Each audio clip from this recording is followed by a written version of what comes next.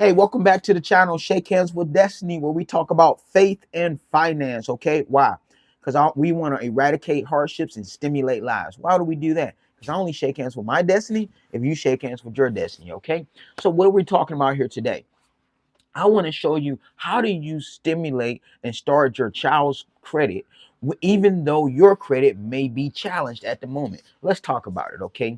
Let's say my friend Shanika right here, she has a child that's 13 years old, okay? And maybe Shanika's credit is challenged. What is she going to do to start her child off when they're 13? So when they're 18, they don't need a cosigner. When they're 18, they can get to things and start a business and do some of the things so they can change their mindset now versus later. Well, one of the things that you can do is you can get your child what you call a secured credit card as an authorized user. Now, wait a minute, Corey, you finna give a 13-year-old a credit card? Let me explain. What you want to do is, let's just say your credit is not sustainable to apply for a unsecured credit card. What you want to go do is get a secured card, such as a $200, $300 secured credit card. Doesn't matter of the amount. You can normally get these at your local banks, or you can hit one of the links below, and I'll show you some of the places that you can go get started now. So what you want to do is get $200, $300 on this card. You want to add your child as an authorized user, okay, on that particular card. You don't need to give your child a card if you don't want to, okay?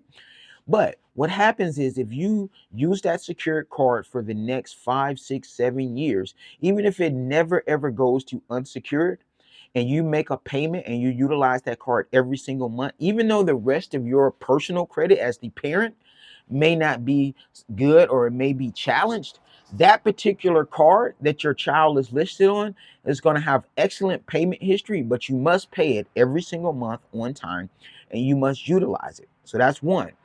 Now, if you go and get that card from a particular bank, i.e. your local bank, i.e.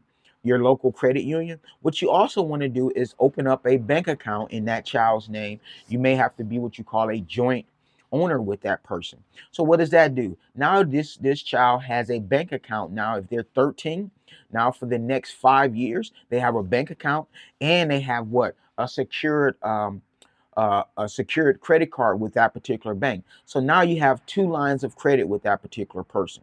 Okay, if they allow you to purchase any type of savings bonds, you want to build up what you call secured. You want to build a relationship with that particular bank. So now, when that child turns 18 years old, guess what happens? That child is going to have instant credit. Okay, and they have a relationship with the bank with several products with that bank. Okay, and if you can do that with two secured cards, is even better.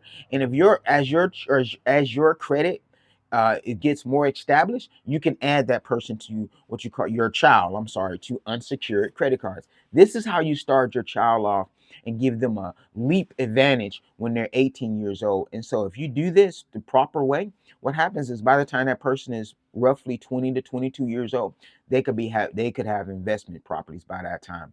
Hey y'all, why do I do this? I only shake hands with my destiny if you shake hands with your destiny. If this has been some good stuff to you, go ahead and hit that like and subscribe button, because I'm going to be dropping some fire content on faith and finance. Let's get it. Let's go.